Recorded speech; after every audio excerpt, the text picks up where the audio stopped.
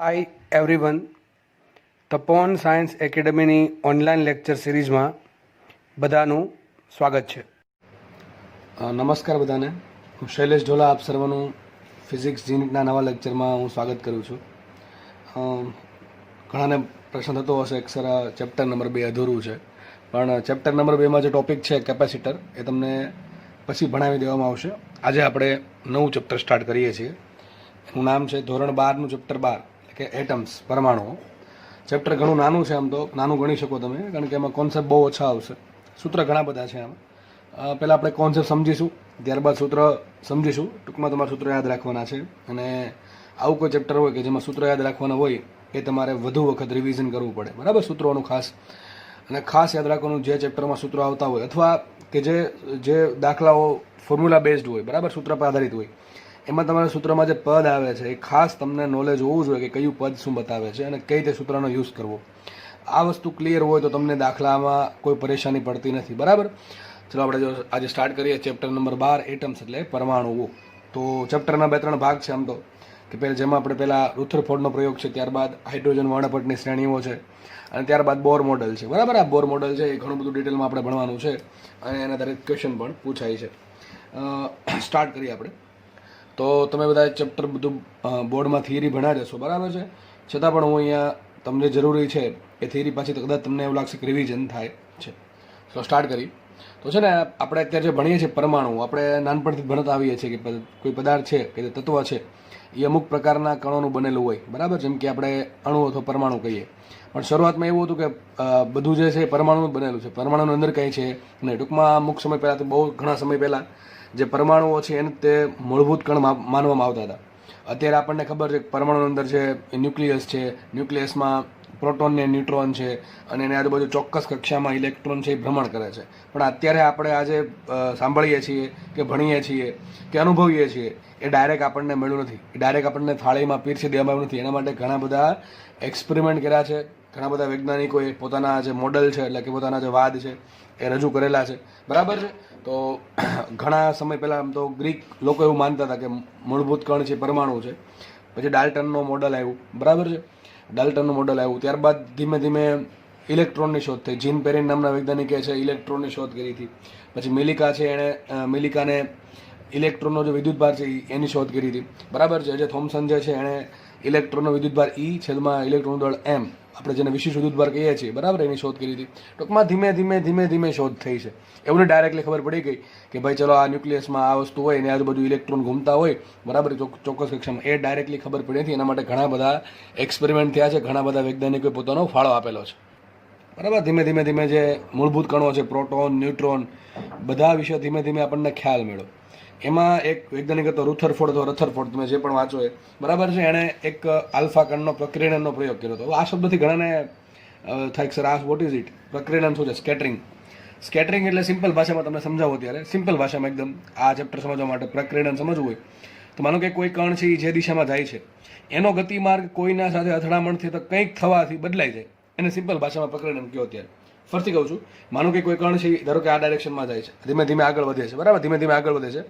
અહીંયા કોઈકની જોડે એનું માનો કે બળ લાગ્યું, કે અપાકર્ષી બળ લાગ્યું, આકર્ષી બળ લાગ્યું, અથવા કોઈ જોડે અથડામણ થવાથી એનો ગતિમાર્ગ પહેલાં આપણે ધીમે ધીમે આ રીતે હતો, ધારો કે આમ થઈ ગયો.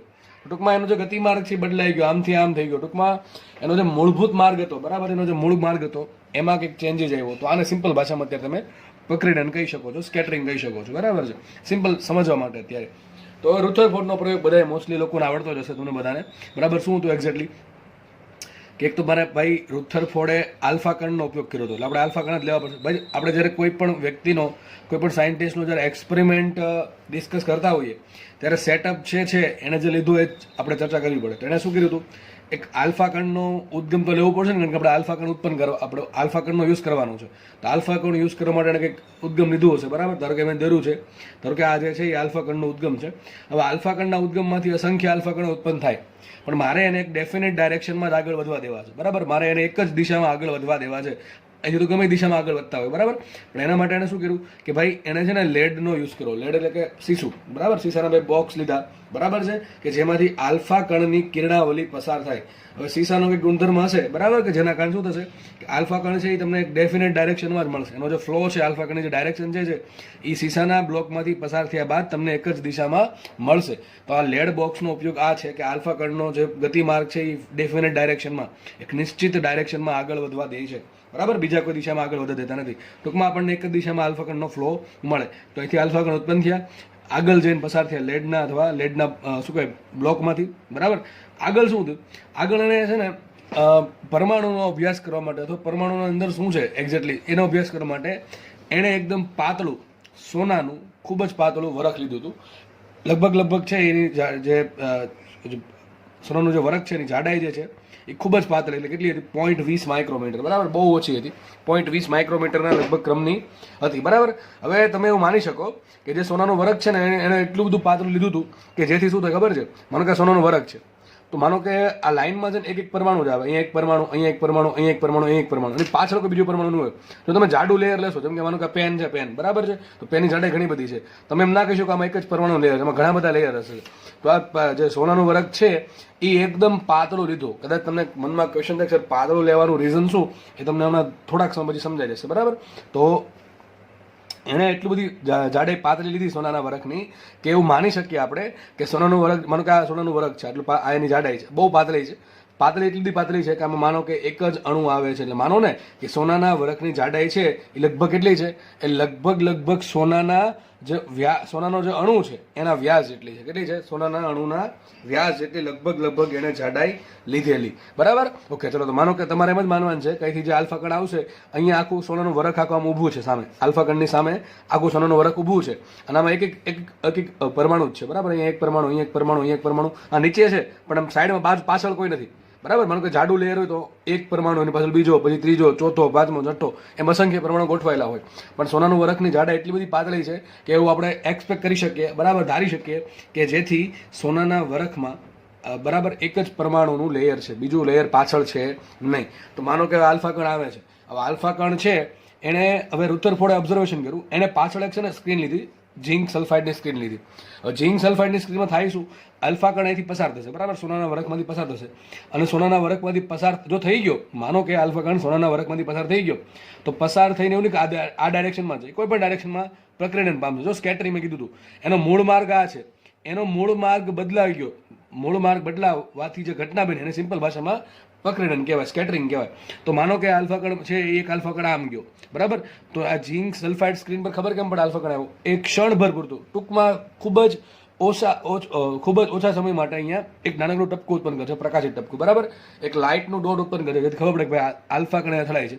માનો કે એક આલ્ફા કણ અહીંયા અથડાણો, બરાબર, તો ત્યાં ખબર પડે ભાઈ ટપકું થયું, બરાબર. એક પ્રકાશિત ટપકું થોડાક સમય માટે થશે એટલે ખબર પડી જશે કે ભાઈ ત્યાં આલ્ફા કણ અથડાય છે. તો માનો કે 0 ડિગ્રીનો એંગલ છે, બરાબર, ધારો કે 60 ડિગ્રીનો એંગલ છે, બરાબર, ધારો કે 90 ડિગ્રીનો એંગલ છે, 45 ડિગ્રીનો એંગલ છે. ઓકે, તો આ પ્રમાણે ઝિંક સલ્ફાઇડની સ્ક્રીન પર આ પ્રમાણે એંગલ આપેલા. હવે જે જગ્યાએ ટપકું થાય ત્યાં ખબર પડે કે આલ્ફા કણ છે 90 ડિગ્રી જતો તો ક્યાં પહેલા 0 ડિગ્રીના ખૂણે, હવે 90 ડિગ્રીના ખૂણે અથડાણો, એનું સ્કેટરિંગ એટલું થયું, 90 ડિગ્રી જેટલું સ્કેટરિંગ થયું. તો આવું એને ઓબ્ઝર્વ કર્યું. તો એને બહુ મસ્ત ઓબ્ઝર્વ કર્યું, ખાસ ધ્યાનથી સાંભળજો, બરાબર છે. જો એને ત્યારે ખબર નથી પરમાણુની અંદર એક્ઝેક્ટલી શું છે, એને ત્યારે એક્ઝેક્ટલી ખબર નથી કે એક્ઝેક્ટલી પરમાણુની અંદર શું છે. આપણને અત્યારે ખબર છે પરમાણુ અંદર શું છે, એક ન્યુક્લિયસ છે કે જેમાં ન્યુટ્રોન અને પ્રોટોન છે એ સ્થિર અવસ્થામાં રહેલા છે, અને એની આજુબાજુ ચોક્કસ કક્ષામાં ઇલેક્ટ્રોન અમુક ચોક્કસ માત્રામાં, ચોક્કસ સંખ્યામાં ભ્રમણ કરે છે, ચોક્કસ કક્ષામાં અને ચોક્કસ સંખ્યામાં ભ્રમણ કરે છે. એવું આપણને અત્યારે ખબર છે, જે માહિતી ત્યારે એને હતી નહીં. એટલે એનો જ એક્સપેરિમેન્ટ કર્યો એક્ઝેક્ટલી શું છે. તેણે એક ઓબ્ઝર્વેશન કર્યું, એણે જોયું અહીંથી જેટલા બી આલ્ફા કણો આવે છે મોટી સંખ્યામાંથી, બરાબર, એમાંથી મોટા ભાગના આલ્ફા કણો છે એ 0 ડિગ્રી અથવા એની આજુબાજુના ખૂણા પર જ પ્રકીર્ણન પામે છે. સમજો, ખાસ સમજો ભાઈ. હવે એક્ઝેક્ટલી સ્ટાર્ટ થયું તમારું જીનીટ, બરાબર. પહેલું ઓબ્ઝર્વેશન શું હતું એનું, એને જોયું કે મોટા ભાગના આલ્ફા કણો જે સોનાના વરખ પર તરફ આવે છે એમાંથી મોટા ભાગના આલ્ફા કણો સોનાના વરખમાંથી પ્રકીર્ણન પામે છે. એટલે કઈ રીતે પ્રકીર્ણન પામે છે, ખૂબ જ ઓછા ખૂણે, અથવા તો એમ કહી શકો કે મોટા ભાગના આલ્ફા કણો છે એ પ્રકીર્ણન પામતા જ નથી, બરાબર. એવું બની શકે કે જે જ માર્ગે આવે છે એ જ માર્ગે પાછો 0 ડિગ્રી અથવા એની ટૂંકમાં ખૂબ જ નજીકનો ખૂણો આજુબાજુ ધરાવે છે બહાર આવીને. બીજું ઓબ્ઝર્વેશન એવું કર્યું કે અમુક થોડાક જ માત્રામાં એટલે કે થોડાક જ સંખ્યાના આલ્ફા કણો છે એ ખૂબ જ મોટા ખૂણે પ્રકીર્ણન પામે છે. ખૂબ જ મોટો ખૂણો કેટલો? 150 ડિગ્રી કરતાં વધારે. આ એવું બને ને ભાઈ, આખું જે ઝિંક સલ્ફરની સ્ક્રીન છે એ આખી છે હો ભાઈ, એક્ઝેક્ટલી આખી ગોળ છે, માની શકો તમે એવું, બરાબર છે. તો ધારો કે 100 ડિગ્રી 150 ડિગ્રી પાછળ હશે, એવું કેમ થાય તો થોડાક સમય સમજાઈ જશે, બરાબર. તો એના આપણે આ જસ્ટ એનો એક્સપેરિમેન્ટનો સેટઅપ છે, આપણે એના ઓબ્ઝર્વેશન હવે સમજીએ શું છે એક્ઝેક્ટલી. આઈ થિંક આ બધી વસ્તુ તમે તમારા ધોરણ 12ના એનસીઆરટીમાં આપેલી છે અને તમે બોર્ડમાં ભણ્યા પણ હશો, બરાબર. તો હવે સમજીએ આપણે જે રુથરફોર્ડનો જે એક્સપેરિમેન્ટ છે એનું કન્ક્લુઝન અથવા એનું જે નિષ્કર્ષ શું હતું. તો એને જોયું કે મોટા ભાગના આલ્ફા કણોનું પ્રકીર્ણન ખૂબ જ નાના ખૂણે થાય છે, એટલે કેટલું? 15 ડિગ્રી કેનથી ઓછું, બરાબર. ટૂંકમાં સમજો, અહીંયા મોટા ભાગના આલ્ફા કણો છે એથી ઓટોમેટિક પસાર થઈ જશે, બરાબર છે, અથડાયા વગર. આવું કેમ થાય તમને હમણાં ધીમે ધીમે સમજાઈ જશે. જસ્ટ ખાલી એક્સપેરિમેન્ટ સમજી લો, પછી આપણે એના ઓબ્ઝર્વેશન તરફ અને એમાં જે એનું કારણ શું એમાં જઈએ, બરાબર. ધીમે ધીમે રીઝન શું છે એનું જોઈએ. તો એનું પહેલું ઓબ્ઝર્વેશન શું હતું કે મોટા ભાગના આલ્ફા કણો છે એનું પ્રકીર્ણન થાય છે પણ ખૂબ જ ઓછા ખૂણે. અમુક 0 ડિગ્રીએ પ્રકીર્ણન પામશે, અમુક 10 ડિગ્રીએ, 15 ડિગ્રી. ટૂંકમાં મોટા ભાગના જે છે ને લગભગ તમે કહી શકો 99.8% અથવા 8% એની આસપાસ ટૂંકમાં મોટા ભાગના આલ્ફા કણો છે એનું પ્રકીર્ણન ખૂબ જ ઓછા ખૂણે થાય છે.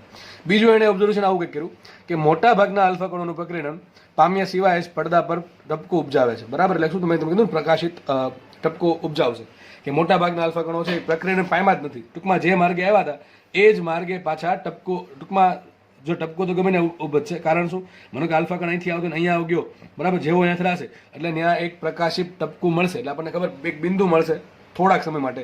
એવું નહીં કે ત્યાં ટપકું મળ્યા જ કરશે આપણને. જે એક વખત આલ્ફા કણ અથડાણો અહીંયા સ્ક્રીન સાથે, બરાબર, તો થોડાક સમય માટે ત્યાં ટપકું ઉપજાયું, બરાબર. આ પ્રમાણે એને સેટઅપ કરી રાખ્યું હતું, ઓકે.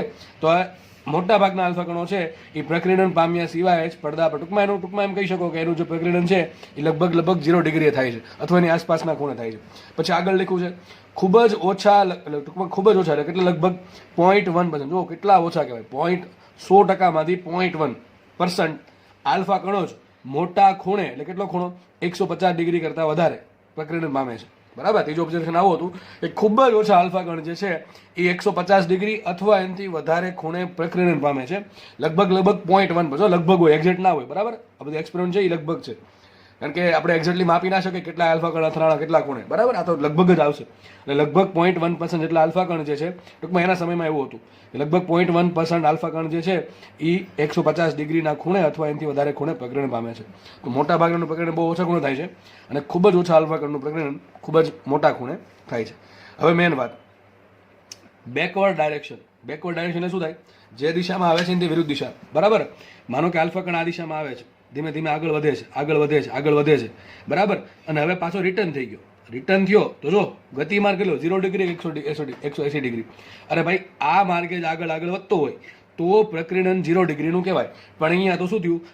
આ દિશામાં આગળ વધતો હતો અને હવે રિટર્ન થયો છે તો કેટલો ખૂણો બને? 180 ડિગ્રી. આને કહેવાય 180 ડિગ્રીનું પ્રકીર્ણન. ટૂંકમાં તમે એમ કહી શકો કે જે દિશામાં ગતિ થતી હતી એનાથી વિરુદ્ધ દિશામાં ગતિ કરવા માંડ્યો, એટલે એને કહેવાય બેકવર્ડ ડાયરેક્શન. તો બેકવર્ડ એટલે કે પાછળની દિશામાં, બેકવર્ડ ડાયરેક્શનમાં એટલે કે 180 ડિગ્રીના ખૂણે પ્રકીર્ણન પામતા આલ્ફા કણોની સંખ્યા ખૂબ જ ઓછી છે. એટલે કેટલી?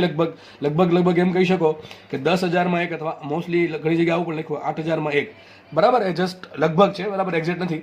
તો તમે કહી શકો કે ભાઈ 10,000 આલ્ફા કણ છે એ આગળ વધતા હતા, બરાબર. 10,000 આલ્ફા કણ આગળ વધતા હતા, એમાંથી માત્ર 1 આલ્ફા કણ જ પાછળ આવે છે. આવું કેમ થાય? ધીમે ધીમે સમજીએ. એટલે લગભગ પર્સન્ટેજમાં જુઓ તો 0.01% અથવા એનાથી ઓછા આલ્ફા કણ છે એ બેકવર્ડ ડાયરેક્શનમાં આગળ વધે છે, બરાબર. બેકવર્ડ ડાયરેક્શનમાં જે દિશામાં જવાના હતા એનાથી વિરુદ્ધ દિશામાં આગળ વધે છે. સમજ પડે કે નહીં? ઓકે, ચલો. તો મેન 4 ઓબ્ઝર્વેશન છે. 4 ઓબ્ઝર્વેશન પરથી તમને આટલું તો આઈડિયા આવી ગયો હશે કે મોટા ભાગના આલ્ફા કણ જે છે એનું જે સ્કેટરિંગ છે, એનું જે પ્રકીર્ણન છે એ ખૂબ જ ઓછા ખૂણે થાય છે. હવે આપણે જઈએ મેન રીઝન તરફ, બરાબર, કે આવું એક્ઝેક્ટલી શું કામ થયું. અત્યારે આપણને ખબર છે કે પરમાણુ કઈ રીતે બનેલું છે, પરમાણુ શેનું બનેલું છે, બરાબર. ધન વિદ્યુતભાર ક્યાં હોય, ઋણ વિદ્યુતભાર ક્યાં હોય, ન્યુટ્રોન ક્યાં હોય, એ આપણને બધું ખબર છે. અને આપણને એ પણ ખબર છે કે પરમાણુનું મોટા ભાગનું દળ ક્યાં કેન્દ્રિત થયેલું હોય છે. મેં સાઈડમાં એક ધારો કે આપણે પરમાણુ દોર દઈએ તો એનું ન્યુક્લિયસ છે. ન્યુક્લિયસમાં આપણને ખબર છે મોસ્ટલી શું હશે? પ્રોટોન અને ન્યુટ્રોન, બરાબર. પ્રોટોનનું દળ ઘણું બધું વધારે છે, ન્યુટ્રોનનું દળ પણ ઘણું બધું વધારે છે. કોની સરખામણીમાં? ઇલેક્ટ્રોનની સરખામણીમાં. અને આ પ્રોટોન અને ન્યુટ્રોન બંને પાછા જે મોટા વિદ્યુત વધારે દળવાળા જે કણ છે એ પાછા ક્યાં આવી ગયા? ન્યુક્લિયસમાં આવી ગયા. તો આપણે તેમ કહી શકીએ કે પરમાણુનું મોટા ભાગનું દળ ક્યાં કેન્દ્રિત થયેલું છે? એના ન્યુક્લિયસમાં કેન્દ્રિત થયેલું છે. ફરીથી કહી દઉં, પરમાણુમાં 3 ટાઈપના કણ હોય, આપણે બધાને ખબર છે કે પ્રોટોન, ન્યુટ્રોન, ઇલેક્ટ્રોન. અત્યારે આપણે એવું માની લઈએ 3 ટાઈપના કણ છે. હા, પછી તમને ચેપ્ટર નંબરમાં 1માં મેં એવું ભણાવ્યું હતું કે પ્રોટોન જે છે અથવા તો જે ન્યુટ્રોન જે છે અથવા જે ન્યુક્લિયોન છે એ ક્વાર્ક્સના બનેલા છે. તો આપણે એ ચર્ચામાં નથી જતા. અત્યારે એવું માની લઈએ કે ભાઈ ન્યુક્લિયસ અથવા જે પરમાણુ છે એ 3 વસ્તુનું બનેલું છે, પ્રોટોન, ન્યુટ્રોન અને ઇલેક્ટ્રોન. બરાબર, બહુ ડિટેલમાં ચર્ચા કરવી નથી અત્યારે. આ ચેપ્ટર બધું આપણે ચર્ચાને મર્યાદિત રાખશું. ઓકે, તો આપણે માનો કે પરમાણુ જે પ્રોટોન જે છે એ ન્યુક્લિયસમાં છે, ન્યુટ્રોન છે ન્યુક્લિયસમાં છે, અને પ્રોટોન અને ન્યુટ્રોનનું દળ ઇલેક્ટ્રોન કરતાં ઘણું બધું વધારે, લગભગ 1862 ગણું વધારે દળ છે. ટૂંકમાં ઇલેક્ટ્રોનનું દળ 1 કિલો હોય ને તો પ્રોટોનનું દળ 1862 કિલો છે, એવું માનો તમે, જસ્ટ સમજવા માટે. બરાબર, પાછા બંને બધા કણ ક્યાં પાછા ન્યુક્લિયસમાં આવી ગયા. આજુબાજુ શું હશે? ઇલેક્ટ્રોન હશે. હવે ઇલેક્ટ્રોન તો વિચાર એક તો કક્ષામાં છે, ભ્રમણ કરે છે, એટલે નીચે સ્થાન ધોઈ નહીં એનું. એવું તમે એવું ના કહી શકો ઇલેક્ટ્રોન અહીંયા જ છે. બરાબર, આ કક્ષામાં ગમે ત્યાં હશે. બરાબર છે કે નહીં? એ આપણે હાઇઝનબર્ગનો અનિશ્ચિતતાનો સિદ્ધાંત છે, ત્યારબાદ બોહરનો જે અધિતર્ક છે એના આધારે આપણે નક્કી કરી શકીએ કે ભાઈ ઇલેક્ટ્રોન ક્યાં કક્ષામાં છે. બરાબર છે, એ આપણે જોશું બોહરનો અધિતર્ક બધા.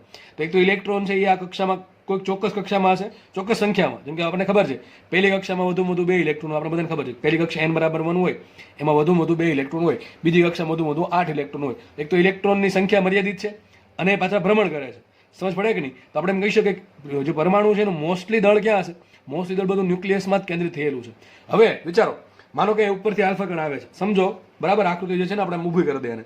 આ માનો કે એક પરમાણુ, આ માનો કે આપણે આ સોનાનો જે વરખ છે એમાં કોઈ એક પરમાણુને આપણે પકડો. સોનાનો જે વરખ છે, પાતળો વરખ, એમાં આવા માનો કે 1 2 3 4 5 નીચે ઘણા બધા આ પ્રમાણે પરમાણુઓ હશે. પાછળ કોઈ પરમાણુ આપણે માની લઈએ. બરાબર, કારણ શું? સોનાની વરખ બહુ પતલી છે. હવે માનો કે ઉપરથી આલ્ફા કણ આવે છે, જસ્ટ સમજવા માટે માનો કે ઉપરથી આલ્ફા કણ આવે છે. હવે એવા ચાન્સ કેટલા છે કે જેથી આલ્ફા કણ છે એ ન્યુક્લિયોનની સામે જ આવીને અથડાય? બહુ ઓછા ચાન્સ છે, બહુ જ ઓછા ચાન્સ. કારણ શું? ન્યુક્લિયસની સાઇઝ બહુ નાની છે. કેટલી ત્રિજ્યા છે એની? લગભગ અત્યારે ખબર પડે, ત્યારે ખબર નથી કેટલી ત્રિજ્યા છે, ત્યારે એ ખબર નથી કે અંદર ન્યુક્લિયસ છે. રુથરફોર્ડને જ્યારે એક્સપેરિમેન્ટ ચાલતો હતો ત્યારે એટલીસ્ટ એ પણ ખબર નથી કે ન્યુક્લિયસ છે. એને પછી નામ આપ્યું હતું, એને એવી ધારણા કરી હતી, એને મોડલ આપ્યું હતું કે કદાચ આવું હોઈ શકે. બરાબર છે, અત્યારે આપણને ખબર છે. એટલે કહી દઉં તમને કે ન્યુક્લિયસની ત્રિજ્યા લગભગ 10 - 15 ઘાત મીટર, એટલે કેટલી? 1 ફર્મીમીટર. સોરી 1 ફર્મીમીટર કેટલી છે? 1 ફર્મીમીટર. વિચારો કેટલું નાનું થયું. હવે બહુ પ્રોબેબિલિટી, સંભાવના ઓછી છે કે જે આલ્ફા કણ આવતો હોય એ ડાયરેક્ટલી જે છે એ પેલા ન્યુક્લિયસ સાથે હેડ ઓન થાય. શું થાય? હેડ ઓન એટલે કે એનું જે ન્યુક્લિયસની જે ડાયરેક્શન છે એ ડાયરેક્શનમાં આવે.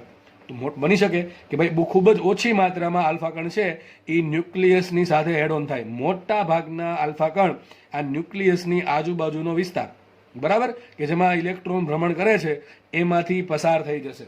બીજી વાત, ઘણાના મનમાં પ્રશ્ન થાય, સર તો પછી એવું બની શકે કે આ જે ઇલેક્ટ્રોન છે એની સાથે આલ્ફા કણ અથડાઈ શકે? હા, બની શકે. આ જે ઇલેક્ટ્રોન ભ્રમણ કરે છે એની સાથે આલ્ફા કણ અથડાય. પરંતુ બીજી વસ્તુ તમને કહી દઉં, ઇલેક્ટ્રોનનું દળ બહુ ઓછું હોય એની સરખામણીમાં આલ્ફા કણનું દળ ઘણું વધારે. માનો કે એક ઇલેક્ટ્રોન છે એનું દળ આવશે એમી. આલ્ફા કણનું દળ શું આવે? આલ્ફા કણ એટલે કે હિલિયમ ન્યુક્લિયસ, આલ્ફા કણનું દળ આવે 4 MP. બધાને ખબર છે લગભગ કેટલું દળ આવશે? 4 MP જેટલું આલ્ફા કણનું દળ આવે. હવે એક ઇલેક્ટ્રોનની સરખામણીમાં એક પ્રોટોન છે એ 1862 ગણો વજનદાર છે. તો 4 પ્રોટોન ભેગા થયા. તો એમ કહી શકો તમે કે ઇલેક્ટ્રોન જે છે એની સાથે જો આલ્ફા કણ અથડાણો તો આલ્ફા કણનું દળ ઘણું વધારે છે. તમને મેં સંઘાત ભણાવ્યો છું, 15 લેક્ચર, બરાબર, 1 કલાકના 15 લેક્ચર છે. આટલું ડિટેલમાં સંઘાત કોઈ ભણાવતું છે નહીં ભાઈ, તમને ભણાવેલું છે, તમને યાદ હોવું જોઈએ. બરાબર છે, આપણે ઘણા બધા દાખલા ગણ્યા સંઘાતમાં. તમને એક્ઝામ્પલ આપેલા છે કે જ્યારે કોઈ મોટો કણ છે એ નાના કણ સાથે અથડાય ત્યારે મોટા કણને બહુ ફરક પડે. મેં તમને પહેલાં એક્ઝામ્પલ આપેલા છે દિવાલનું અને દડાનું, અથવા હાથીનું, કીડીનું, આવા ઘણા બધા એક્ઝામ્પલ આપેલા છે કે જ્યારે સૂક્ષ્મ કણ છે એ મોટા કણ સાથે અથડાય, અથવા જે મોટો કણ છે એ સૂક્ષ્મ કણને અથડાય તો મોટા કણની ગતિમાં લગભગ બહુ ઓછો ફરક પડે. બરાબર છે, તો આલ્ફા કણનું ડેફિનેટલી થોડુંક સ્કેટરિંગ થશે. બરાબર, ઇલેક્ટ્રોન સાથે અથડામણ થાય તો આલ્ફા કણનું થોડુંક સ્કેટરિંગ થશે. અને મૂળ ડાયરેક્શન જે હતી એનો ગતિમાર્ગ બદલાઈ જશે, પણ જે સ્કેટરિંગ હશે બહુ ઓછા માત્રામાં થશે. એટલે જ મેં કીધું મોટા ભાગના આલ્ફા કણ છે ને એ લગભગ 15 ડિગ્રીની આજુબાજુ, કેટલા આજુબાજુ 15 ડિગ્રીની આજુબાજુ પકડીને પામે છે મોટા ભાગના. તો લખ્યું જ છે શું તો મોટા ભાગના આલ્ફા કણ પકડીને ખૂબ જ નાના, કેટલું લગભગ 15 ડિગ્રી અથવા એનાથી ઓછા ડિગ્રીના ખૂણે થાય છે. અને એ બીજી વાત કીધું, મોટા ભાગના આલ્ફા કણ એવા છે કે જે અથડામણ વગર, પ્રકૃતિને પામ્યા વગર જ પડદા પર ભાત ટૂંકમાં ટપકું ઉપજાવે છે. કારણ શું? માનો કે આ સ્પેસમાંથી આ જે જગ્યા ખાલી જગ્યા છે એમાંથી આલ્ફા કણ પસાર થયો, બરાબર છે, બરાબર. માની લો કે આજે સ્પેસ છે એ ન્યુક્લિયસ થોડુંક દૂર છે, તો બની શકે કે ન્યુક્લિયસનું જે અપાકર્ષી બળ છે થોડુંક ઓછું અનુભવ્યું કોણે? આલ્ફા કણ. એટલે બની શકે કે ભાઈ આલ્ફા કણ છે પ્રકૃતિની પામ્યા વગર જ અહીંયા પડદા પર ટપકું ઉપજાવ્યું, બરાબર, એવું બની શકે. તો મેઇન રીઝન શું છે? મેઇન રીઝન રુથરફોર્ડને કંઈક એવું લાગ્યું, બરાબર છે. તમારે રુથરફોર્ડનું મોડલ સમજવાનું છે. રુથરફોર્ડને એવી ધારણા કરી કે બની શકે કે ભાઈ ન્યુક્લિયસ જે પરમાણુ છે એના વચ્ચેના ભાગમાં એક એવું બિંદુ, એવું કંઈક શું કહેવાય ક્ષેત્ર હશે અથવા એવી કંઈક જગ્યા હશે કે જ્યાં ગણી શકે કે ભાઈ પરમાણુનું સમગ્ર દળ કેન્દ્રિત થયેલું છે. આ જગ્યાને રુથરફોર્ડે નામ આપ્યું હતું ન્યુક્લિયસ. શું નામ આપ્યું હતું? ન્યુક્લિયસ. તેને એક્ઝેક્ટ ત્યારે ખબર નથી કે ભાઈ ન્યુક્લિયસ અંદર શું છે, બરાબર છે. પ્રોટોન છે, ન્યુટ્રોન છે, ઇલેક્ટ્રોન છે, એવી કંઈ ખબર હતી નહીં, બરાબર. આઈ થિંક તમને સમજ પડી ગઈ છે કે ભાઈ આવું કેમ થાય છે કે બધા મોટા ભાગના આલ્ફા કણ છે એ 0 થી 15 ડિગ્રીના ખૂણામાં જ કેમ પકડે? એનું કારણ આ છે. હવે વાત કરીએ આની. આ સર 180 ડિગ્રીના ખૂણે કેમ પાછું આવે? જો ખાસ સમજો ભાઈ, હવે આ ખાસ સમજવાનું છે. આના પરથી આપણે બીજી 2 થિયરી સમજવાની છે, એટલા માટે કહું છું તમને. માનો કે અહીંયા એક ન્યુક્લિયસ છે, સમજો આ ન્યુક્લિયસ છે, બરાબર છે. ન્યુક્લિયસમાં શું હોય? Proton plus neutron. ન્યુટ્રોન કોઈ ચાર્જ છે નહીં, પણ પ્રોટોન પાસે ચાર્જ છે. ધારો કે આ જે ન્યુક્લિયસ છે એમાં એમ પ્રશ્ન તમને પૂછું, આ એક ન્યુક્લિયસમાં કેટલા પ્રોટોન હશે? તો સિમ્પલ વસ્તુ છે, એક પરમાણુ પરમાણુ હોય, બરાબર. એ પરમાણુ જે છે એ પરમાણુમાં રહેલા પ્રોટોનની સંખ્યાને કહેવાય પરમાણુ ક્રમાંક. તો એક પરમાણુ, કોઈ પણ પરમાણુ હોય એના એક પરમાણુના ન્યુક્લિયસમાં કેટલા પ્રોટોન હોય? Z, બરાબર. ઇન્ટુ કરો એ તો શું મળે? ન્યુક્લિયસમાં રહેલો ચાર્જ. કારણ શું? ન્યુટ્રોન તો ભલે, ન્યુટ્રોન કેટલા હશે? ન્યુટ્રોન આપણે એના માટે તમારે ખબર હોવી જોઈએ તમને પરમાણુ ભાર A, બરાબર છે. હવે A માંથી Z બાદ કરો તમને શું મળે? ન્યુટ્રોનની સંખ્યા મળે. એ આપણે પછીનું ચેપ્ટર કયું જે આપણું ન્યુક્લિયસ છે એમાં ભણશું, બરાબર. ડિટેલમાં ચર્ચા નથી કરવી, પણ કહેવા એમ માંગુ છું કે ચલો પ્રોટોનની સંખ્યા Z છે, બરાબર. પરમાણુ ક્રમાંક જેટલો હોય એટલા ન્યુક્લિયસમાં પ્રોટોન હોય, એને પરમાણુ ક્રમાંક કહેવાય. સિમ્પલ આપણે સંજ્ઞા આપી છે Z. તો ન્યુક્લિયસમાં કેટલા પ્રોટોન હોય? Z હોય. એક પ્રોટોનનો ચાર્જ કેટલો? E. તો કુલ કેટલા પ્રોટોન? જે કુલ Z પ્રોટોન છે એનો કુલ ચાર્જ કેટલો આવશે? Z આવશે. સામે ન્યુટ્રોન જોડે જોડે શું છે? ન્યુટ્રોન પણ છે, પણ ન્યુટ્રોન ચાર્જ કેટલો છે? 0, બરાબર છે. તો ન્યુક્લિયસનો કુલ ચાર્જ કેટલો આવશે? Z. કેટલો આવશે? Z. અને કેવો? Positive negative? પોઝિટિવ, બરાબર. મને કે પોઝિટિવ ન્યુટ્રોન છે, સોરી પોઝિટિવ ન્યુક્લિયસ છે. હવે થાય છે શું? માનો કે અસંખ્ય આલ્ફા કણ આની સામે આવે છે, બરાબર. આ વરખની તરફ આવે છે. બની શકે કોઈ આલ્ફા કણ છે, આટલી બધી મોટી સંખ્યામાં આલ્ફા કણો છે, તો બની શકે કોઈ આલ્ફા કણ છે સીધી આ જે ડાયરેક્શન છે ને સીધી લીધા એમાં જ આગળ વધે છે. ધીમે ધીમે આલ્ફા કણ આગળ વધશે, બરાબર. ધીમે ધીમે આલ્ફા કણ આગળ વધશે. આલ્ફા કણને પોતાનો કંઈક વેગ હશે કે નહીં હોય, બરાબર. આલ્ફા કણ એથી ઉત્પન્ન થયા અને આજે જે પેલું જે લેડ છે એનો જે બ્લોક છે એમાંથી પસાર થયા એટલે એક સિમ્પલ એક દિશામાં કિરણાવળી મળી, બરાબર. 1 ડાયમેન્શન મોશન મળી. એના કારણે કંઈક વેગ હશે, બરાબર. હવે ધીમે ધીમે વેગથી આગળ વધતા હશે. બની શકે, હવે જુઓ, બની શકે એવું કે ભાઈ આલ્ફા કણ છે એનો ચાર્જ કેટલો? આપણને ખબર છે આલ્ફા કણમાં શું હશે? 2 પ્રોટોન અને 2 ન્યુટ્રોન. તો આલ્ફા કણ પાસે કેટલો વિદ્યુતભાર છે? +2. બધાની ખબર છે, ચેપ્ટર નંબર 1 માં આવી ગયું, બરાબર.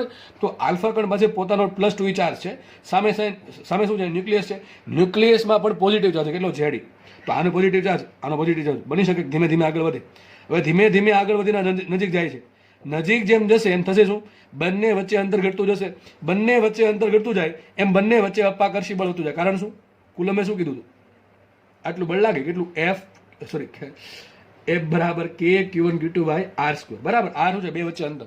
હવે ધીમે ધીમે આનો કંઈક વેગ છે અને પોતે કે છે ન્યુક્લિયસ તરફ જાય છે. એટલે બની શકે જેમ જેમ આગળ વધે એમ બંને વચ્ચે અંતર ઘટતું જાય. બંને વચ્ચે અંતર ઘટતું જાય એમ બંને વચ્ચે લાગતું અપાકર્ષી બળ વધતું જાય. કારણ કે બંને પાસે પોઝિટિવ ચાર્જ છે.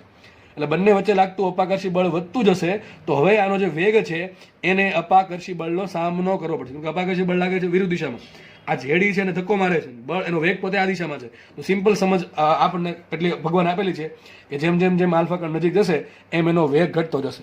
બની શકે કે આલ્ફા કણ છે એ આને અથડાય એ પહેલા જ એનો કોઈ જગ્યાએ વેગ 0 થઈ જાય. બની શકે ને? એની પાસે એટલો બધો વેગ નથી કે આની જોડે અથડાઈ શકે. હા, બની શકે, અથડાઈ પણ શકે. જો એની પાસે સફિશિયન્ટ વેલોસિટી હોય તો બની શકે, અથડાઈ પણ શકે. એક જ કન્ડિશન છે કે આ જે બળ ઉત્પન્ન થયું એનો સામનો કરવા માટે પૂરતી ગતિ ઉર્જા અથવા સિમ્પલ ભાષામાં કહું તો વેગ એની પાસે આલ્ફા કણ પાસે જો હશે તો એ એને અથડાશે. નહીં હોય તો એવું બને કે ધીમે ધીમે ધીમે દૂરથી આવે છે, કંઈક વેગ લઈને આવે છે, અને જેમ જેમ જેમ નજીક આવે છે એ બંને વચ્ચે અંતર ઘટતું ગયું, બંને વચ્ચે અંતર ઘટતું જાય છે, એટલે બંને વચ્ચે લાગતું અપાકર્ષી બળ વધતું જાય છે. એટલે બંનેનો જે આલ્ફા કણનો જે વેગ છે એ ધીમે ધીમે ઘટતો જશે, અને બની શકે કે કોઈ પણ અંતરે, ધારો કે અહીંથી ન્યુક્લિયસ ધારો કે ડી જેટલા અંતરે આલ્ફા કણનો વેગ 0 થઈ ગયો. તો હવે વિચારો, હવે આ કઈ દિશામાં ગતિ કરશે? હવે તો આલ્ફા કણ પાસે વેગ તો છે નહીં, આલ્ફા કણ પાસે કોઈ વેગ નથી, બરાબર છે. તો હવે તો આગળ તો વધવાનું નથી, તો ક્યાં જશે? હવે આના પર ડિપેન્ડ કરે. આ શું કરે? ધક્કો મારશે. કેમ ધક્કો મારશે? ભાઈ આની પાસે +2e ચાર્જ છે, આ ન્યુક્લિયસમાં ZE ચાર્જ છે, +ZE ચાર્જ છે, બરાબર છે. જો ઘણા વિચારે સર ઇલેક્ટ્રોન જોડે અથડામણ ના થાય છે, એ ચર્ચા થઈ ગઈ આપણે. ઇલેક્ટ્રોન છે આકર્ષી બળ લગાડશે, પણ સામે ઇલેક્ટ્રોનની સાઇઝ બહુ નાની છે, એટલે ઇલેક્ટ્રોનની ચર્ચા નથી કરતો, બરાબર. મેં તમને આ સમજાવું છું 180 ડિગ્રી વાળું, બરાબર. તો હવે આલ્ફા કણ સ્થિર થઈ ગયો, આ શું લગાડે? ધક્કો મારે છે, અપાકર્ષી બળ તો ક્યાં જશે? વિરુદ્ધ દિશા જશે નહીં જાય, એટલા માટે એનું પ્રકરણ થયું 180 ડિગ્રીના ખૂણે. આ કન્ડિશન છે. પણ વિચારો, આવું થવા માટે આલ્ફા કણની સંખ્યા આવું બનતું હશે એવા આલ્ફા કણની સંખ્યા કેવી હશે? બહુ ઓછી હશે. કારણ શું? અરે ભાઈ તમે વિચારો કે ભાઈ એક પરમાણુ છે, એમાં માત્ર નાનકડી જગ્યામાં આ તમારો શું કહેવાય ન્યુક્લિયસ છે, એ બધી કેટલી ત્રિજ્યાનું? વિચારો 10⁻15. વિચારો 10⁻15, બરાબર. 10⁻7 હોય એને શું કહેવાય? 1 કરોડનો 1 ભાગ. માનો કે તમારી પાસે 1 કરોડ રૂપિયા છે, એની 10⁻7 થાય 1 રૂપિયો. સમજ પડે કે નહીં? 1 કરોડ રૂપિયાનો 1 કરોડનો ભાગ થશે 1 રૂપિયો. આ તો જો 10⁻15 છે. વિચારો કેટલું નાનું થાય. તમે થોડુંક ઇમેજિન કરો ભાઈ. ખાલી આ આંકડા વાંચવા નથી થતા, આ આંકડાને સમજતા શીખો ક્યારેક. 10⁻7 10⁻15. વિચારો કેટલું નાની જગ્યા થાય. 1 મીટરનો 10⁻15મો ભાગ, એટલે બહુ નાની જગ્યા થઈ. એમાં ન્યુક્લિયસ છે, અને એમાં પાછું આલ્ફા કણ છે. આ પ્રમાણે હેડ ઓન, ટૂંકમાં જે ડાયરેક્શન એક જ દિશામાં હોય એને હેડ ઓન કહેવાય, બરાબર છે. જો જરૂરી નથી કે સંઘાત થાય જ, સંઘાત થશે કે નહીં એનો આધાર, બરાબર, એની જે પ્રોબેબિલિટી છે સંઘાત થવાની, એ કોના પર ડિપેન્ડ કરે? આલ્ફા કણના વેગ પર, કે કેટલો વેગ છે, બરાબર છે. જો જે અપાકર્ષી બળ છે એનો સામનો કરવા માટે જરૂરી વેગ હશે તો બની શકે કે સંઘાત થાય. જો વેગ નહીં હોય તો આ સ્થાને, ટૂંકમાં કોઈ પણ સ્થાને આલ્ફા કણ ઊભો રહી જશે, કારણ કે એની વેલોસિટી 0 થઈ ગઈ, એટલે ગતિ ઉર્જા 0 થઈ ગઈ. તો જે અપાકર્ષી બળ લાગેનો સામનો કરવા માટે જરૂરી ઉર્જા છે નહીં, તો શું કરશે? પાછો રિટર્ન આવશે. 180 ડિગ્રીના ખૂણે પ્રક્રિયન થયું. તો આપણે જે મુદ્દા ભેળ્યા હતા અહીંયા 4 મુદ્દા, આઈ થિંક તમને હવે કટ ટુ ક્લિયર યાદ રહી ગયા હશે, એક્ઝેક્ટલી રીઝન સહિત, કારણ સહિત કે શું થાય છે. તો જો આપણે ફરીથી ફટાફટ વાંચી લઈએ કે મોટા ભાગના આલ્ફા કણોનું પ્રકરણ ખૂબ જ ઓછા ખૂણે થાય છે. કારણ શું? ભાઈ ન્યુક્લિયસ જોડે અથડાય અથવા ન્યુક્લિયસ જોડે આવું હેડન થાય એવા આલ્ફા કણ બહુ ઓછા છે, અથવા ન્યુક્લિયસની નજીકનો જે વિસ્તાર છે એમાંથી પણ જો આલ્ફા કણ પસાર થાય, બરાબર છે, તો પણ બની શકે કે ભાઈ ન્યુક્લિયસની નજીક આવશે એટલે અપાકર્ષી બળ લાગે, બરાબર, એવું બનશે. પણ હા, હું તમને ચાલો બીજી એક વસ્તુ કહેવાની રહી ગઈ. ઘણા ને 180 ડિગ્રી જોડે ખૂણો પ્રકરણ સમજાઈ ગયું, પણ આ 150 ડિગ્રીના ખૂણે, 160 ડિગ્રીના ખૂણે, 170 ડિગ્રીના ખૂણે એમ પણ પ્રકરણ થતું હશે. આ થતું હશે. એનું કારણ શું? એનું કારણ તમને હજી પછી થોડાક સમય પછી સમજાય જશે. થોડુંક પેશન્સ રાખવી, બરાબર છે. એટલે હું એમ કહું છું કે મોટા ભાગના આલ્ફા કણ છે આ આજુબાજુની સ્પેસમાંથી પસાર થશે. બની શકે કે અમુક આલ્ફા કણ છે એ જે પેલો ન્યુક્લિયસ છે એની એક જ ડાયરેક્શનમાં, ટૂંકમાં અથવા એમ કહી શકો હેડ ઓન થાય, અથવા આ જે ન્યુક્લિયસ છે આજુબાજુના વિસ્તારમાંથી પસાર થાય. પણ એવા ખૂબ જ ઓછી માત્રાના આલ્ફા કણ હશે. મોટા ભાગના છે અહીંયા નજીકનો જે પરમાણુ જે ખાલી ભાગ કહી શકાય એમાંથી પસાર થાય છે. જો માનો કે ભાઈ પરમાણુમાં બધી જગ્યાએ ન્યુક્લિયસ હોત, માની લઈએ આપણે જસ્ટ ખાલી સમજવા માટે કે પરમાણુ છે કે આ ટાઈપનું બનેલું હોત, બરાબર છે, તો મને એમ કહો આલ્ફા કણનું જે પ્રકરણ છે એ કયા ખૂણે થાત? મોટા ખૂણે કે નાના ખૂણે? મોટા ખૂણે, બરાબર. કયા ખૂણે થાત? મોટા ખૂણે. પણ તો ઉલટું રિઝલ્ટ મળ્યું કે મોટા ભાગના આલ્ફા કણનું પ્રકરણ ખૂબ જ નાના ખૂણે થાય છે. એનું કારણ એમ છે, રુથરફોર્ડને સમજાઈ ગયું હતું એ સમયમાં. રુથરફોર્ડને એમ સમજાઈ ગયું કે આવું થતું હોય તો બની શકે કે પરમાણુ ખોખલો છે, વચ્ચેના ભાગમાં કંઈક હશે અને ચારે બાજુ કંઈ નહીં હોય. ટૂંકમાં કંઈ નહીં હોય એટલે ઇલેક્ટ્રોન, એવું ખબર નહીં કે ઇલેક્ટ્રોન હશે કે નહીં હોય, બરાબર છે. આપણને ખબર છે અત્યારે ઇલેક્ટ્રોન છે એમ. ટૂંકમાં એમ એક વસ્તુ બાકી છે. રુથરફોર્ડને કોઈ સમજાઈ ગઈ હતી કે પરમાણુનું મોટા દળ છે સેન્ટરમાં હશે, ટૂંકમાં વચ્ચેના ભાગમાં કેન્દ્રિત થયું છે, આજુબાજુ કંઈક ટૂંકમાં ખાલી ભાગ હશે, એટલે જ આવું થતું હોય, બરાબર. બીજું પાછું એ જ વસ્તુ છે કે મોટા ભાગના આલ્ફા કણો છે એ લગભગ પ્રક્રિયન બહુ ઓછું પામે છે, બરાબર. એ જ વસ્તુ છે. બીજો મુદ્દો પણ બીજો મુદ્દો સરખો જ છે. ત્રીજો મુદ્દો એમ કહે છે કે ખૂબ જ ઓછા, એટલે કે લગભગ 0.1%, 100 આલ્ફા કણ નાખો અથવા 1000 આલ્ફા કણ નાખો એમાંથી એક, અથવા 100 નાખો એમાંથી 0.1, એટલે કે 1000 આલ્ફા કણ આપણે આપાત કર્યા હોય એમાંથી લગભગ 1 આલ્ફા કણ છે એનું મોટા ખૂણે પ્રકરણ થાય છે, બરાબર. અને ચોથો મુદ્દો એમ છે કે લગભગ બહુ જ ઓછા, એટલે કે 10,000 માંથી માત્ર 1 આલ્ફા કણનું પ્રકરણ 180 ડિગ્રીના ખૂણે થાય છે. આ જસ્ટ રફ આઈડિયા છે, બરાબર છે. હવે સમજીએ પછી શું કર્યું? રુથરફોર્ડે છે ને એક ડાયાગ્રામ બનાવ્યો, એક આલેખ બનાવ્યો, ગ્રાફ બનાવ્યો, ગ્રાફ. કોનો ગ્રાફ હતો? એણે જે આલ્ફા કણ આપાત કર્યા, એન છે આપાત કણની સંખ્યા. કેટલા આલ્ફા કણ આપાત કરું છું? આલ્ફા કણની સંખ્યા. કેટલા આલ્ફા કણ એને આપાત કર્યા? કોની તરફ? સોનાની વરખ તરફ. ટૂંકમાં અહીંથી કેટલા આલ્ફા કણ થયા? ધારો કે એન આલ્ફા કણ આગળ વધે છે, અહીંથી એન આલ્ફા કણ છે એ આગળ વધે છે. એને જોયું કે ભાઈ આલ્ફા કણ, એનો જે એક્સપેરિમેન્ટ કર્યો હતો એમાં આલ્ફા કણની સંખ્યા લીધી અહીંયા વાય અક્ષ પર, અને ખૂણો જે છે, ખૂણો થીટા શું બતાવે? પ્રકીર્ણનનો ખૂણો. બરાબર છે? આઈ થિંક તમને પ્રકીર્ણન ખબર પડી ગયો છે. હું ફરીથી કીધું, માનો કે આ દિશામાં ગતિ થતી હોય, બરાબર, અને કણ છે એ દિશામાં છે તો થીટા બરાબર 0 આવે. પ્રકીર્ણન થયું જ નથી. માનો કે કણ છે આ દિશામાં ગયો તો કેટલું પરિણામ કહેવાય? જે દિશા, મૂળ દિશા અને પરિણામી દિશા વચ્ચેનો ખૂણો, આ થીટા કહેવાય. ટૂંકમાં આ દિશામાં પકડીને, ટૂંકમાં જતો તો આ દિશામાં, બરાબર છે. હવે જવાબ આ માંડો કે એની જોડે ઘટના બની એટલે ગતિમાર્ગ હવે બદલાઈ ગયો. તો ગતિમાર્ગ કેટલા ખૂણે બદલાય એને સિમ્પલ ભાષામાં કહેવાય પ્રકીર્ણનનો ખૂણો થીટા. બરાબર? થીટા છે પ્રકીર્ણન ખૂણો અને એન છે આપાત આલ્ફા કણની સંખ્યા. હવે સમજો, વાય અક્ષ પર છે આલ્ફા કણની આપાત આલ્ફા કણની સંખ્યા અને એક્સ એક્સિસ પર છે થીટા. બરાબર છે? એને જોયું, મેં તમને હમણાં કીધું, આ પહેલો મુદ્દો શું કહે છે કે મોટા ભાગના આલ્ફા કણો છે એનું પ્રકીર્ણન જે છે એ લગભગ કેટલા તમે ગણી શકો? 99.8% આલ્ફા કણ જે છે એનું પ્રકીર્ણન છે એ ખૂબ જ ઓછા ખૂણે થશે. તો મને એમ કહો, આલ્ફા કણની સંખ્યા અહીંયા છે, બરાબર, આલ્ફા કણની સંખ્યા અહીંયા છે અને પ્રકીર્ણન ખૂણો જો અહીંયા, લગભગ આટલા વિસ્તારમાં ઘણા બધા આલ્ફા કણ આવી જશે. તો જો સંખ્યા બહુ વધારે, સમજ પડે કે ન પડે? પોઈન્ટ અહીંયા મળશે. બરાબર છે? પણ જોયું જેમ જેમ જેમ થીટા, ટૂંકમાં એણે જોયું કે ભાઈ 60 ડિગ્રીના ખૂણા કેટલા આલ્ફા કણ છે, 60 ડિગ્રીના ખૂણા કેટલા આલ્ફા કણ પ્રકીર્ણન પામ્યા, સ્કેટરિંગ પામ્યા, 180 ડિગ્રીના ખૂણા કેટલા પરિણામ પામ્યા. તો એને જોયું કે ભાઈ જેમ જેમ જેમ જેમ ખૂણો વધતો જાય છે એમાં આલ્ફા કણની સંખ્યા ઘટતી જાય છે. તો ટૂંકમાં આલેખ કંઈક આ ટાઈપનો મળશે. આલેખ યાદ રાખવો જરૂરી. હમણાં G2020 જાન્યુઆરીની પરીક્ષામાં, બરાબર, તારીખ ભૂલી ગયો છું કયા બેચમાં પૂછાણો હતો, સિમ્પલ ખાલી આલેખ પૂછ્યો હતો. બરાબર છે? કે રુથરફોર્ડના પ્રયોગમાં આપાત આલ્ફા કણની સંખ્યા n અને તેનો સ્કેટરિંગ એંગલ એટલે કે પ્રકીર્ણન કોણ થીટા વચ્ચેનો કયો આલેખ સાચો છે. 4 ઓપ્શન આપ્યા હતા. સિમ્પલ છે, કંઈ યાદ ના હોય, કદાચ આલેખ તમને ભણાવ્યો ના હોય ને તો આના પરથી તમને આલેખ દોરતા આવડી જવો જોઈએ. શું કીધું તમે? આ શું કીધું છે કે ભાઈ મોટા ભાગના આલ્ફા કણ છે એ લગભગ ઓછા ખૂણે પ્રકીર્ણન પામે છે. તો મોટા ભાગની ટૂંકમાં સંખ્યા તો અહીંયા વધારે, ઉપર જેમ જેમ સંખ્યા વધતી જાય અને ટૂંકમાં તમે ઉગમની જેમ નજીક રહ્યો એમ ખૂણો કેવો ઓછો. સીધી વાત છે કે આટલા વિસ્તારમાં આલ્ફા કણની સંખ્યા કેવી છે? વધારે છે. જેમ જેમ જેમ જેમ તમે ખૂણો વધારો એમ તમને ઓછા આલ્ફા કણ સંખ્યા મળશે. ટૂંકમાં આલેખ સિમ્પલ આ પ્રમાણે આવે છે. એકદમ ઇઝી છે, યાદ રાખવું. બરાબર? તો યાદ કંઈ રાખવાનું જ ના હોય, સમજવાનું જોઈએ મોસ્ટલી, સમજ્યા પછી યાદ રાખવાનું. બરાબર? અને ડાયરેક્ટ યાદ રાખવાનું એને કહેવાય ગોખેલું.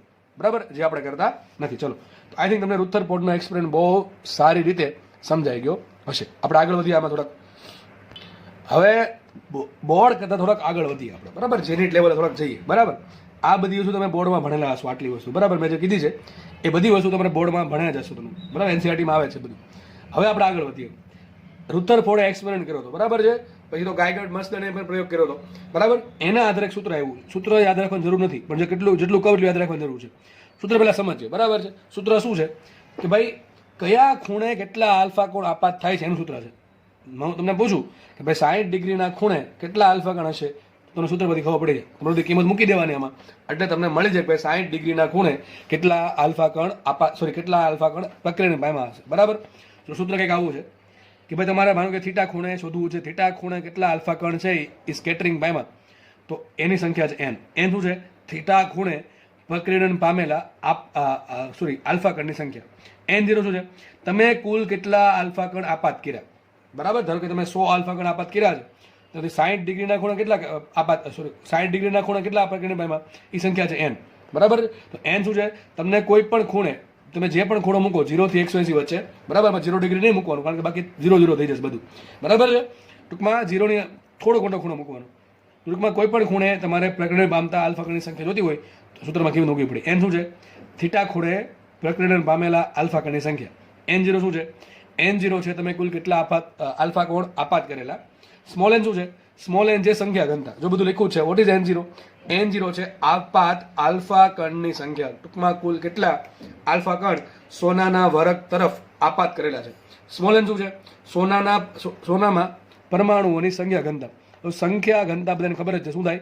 એકમ કદ દીઠ પરમાણુ સંખ્યા. ટૂંકમાં સોનાનું તમે 1 મીટર ક્યુબનો જથ્થો લ્યો, કદ લ્યો, એમાં કુલ કેટલા પરમાણુ છે, અણુ છે, એને કહેવાય સ્મોલ n. સિમ્પલ ભાષામાં. બરાબર? સોનાનું 1 મીટર ક્યુબનું કદ હોય એમાં કુલ કેટલા પરમાણુ અણુ છે એને કહેવાય સ્મોલ n. તો સ્મોલ n છે સોનાના પરમાણુઓની સંખ્યા ઘનતા એટલે કે એકમ કદ દીઠ રહેલા પરમાણુની સંખ્યા છે. પછી આગળ વધીએ. જો સીધી વાત છે ભાઈ, જેટલા પરમાણુની સંખ્યા વધારે હોય, બરાબર, પરમાણુની સંખ્યા વધારે હોય એટલે અથડામણ વધારે થશે, એટલી અથડામણ વધારે થાય એટલે સ્કેટરિંગ છે થીટા કોણ વધારે થશે. સિમ્પલ વસ્તુ છે. પછી આગળ છે ટી. ટી શું છે? ટી છે જાડાઈ, વરખની જાડાઈ. તમે જેટલી વધારે જાડાઈ રાખશો, વિચારો આપણે આ વસ્તુ કહેતા ભૂલી ગયો ભાઈ, તમે એક જ લેયર છે, બરાબર, તો થશે શું? આલ્ફા કણ અહીંથી આવ્યો તો બની શકે કે ભાઈ ખાલી જગ્યામાંથી પસાર થયો તો એનું સ્કેટરિંગ ઓછું થયું. માનો કે તમને ઘણા પ્રશ્ન થવો જોઈએ સર પાછળ બીજું લેયર કેમ ન રાખ્યું, અથવા બીજો પ્રશ્ન એમ થવો જોઈએ સર વરખની જાડાઈ બહુ પાતળી કેમ રાખી. એનું કારણ આ છે કે માનો કે તમારો આલ્ફા કણ અહીંથી આવ્યો, બરાબર, માનો કે અહીંથી ન્યુક્લિયસમાંથી પસાર ન થયો પણ આજુબાજુની ખાલી જગ્યા જે છે એમાંથી પસાર થયો એટલે સ્કેટરિંગ બહુ ઓછું થશે. પણ માનો કે બીજું લેયર હોય, પાછળ જ બીજું લેયર છે, બરાબર, તો બની શકે કે ભાઈ એકમાંથી તો એક લેયરમાંથી બચી ગયો પણ બીજા લેયરમાં આગળ વધે અને માનો કે ન્યુક્લિયસ જોડે અથડાઈ ગયો તો તમને એક્ઝેક્ટલી ખબર નહીં પડે કે ભાઈ અંદર શું છે. એટલા માટે રુથરફોર્ડે શું કર્યું હતું? માત્ર ને માત્ર એક જ પાતળું લેયર લીધું હતું કે જેથી એમ માની શકાય કે પાતળા લેયરમાં એક જ પરમાણુ છે, એક બે ટૂંકમાં એક જ લેયર છે પરમાણુનું, પાછળ કોઈ લેયર છે નહીં. એટલે આલ્ફા કણ માનો કે અહીંથી પસાર થયો, પરમાણુની ખાલી જગ્યામાંથી પસાર થયો, સીધો બહાર આવશે અમુક ખૂણે પકડીને પામીને.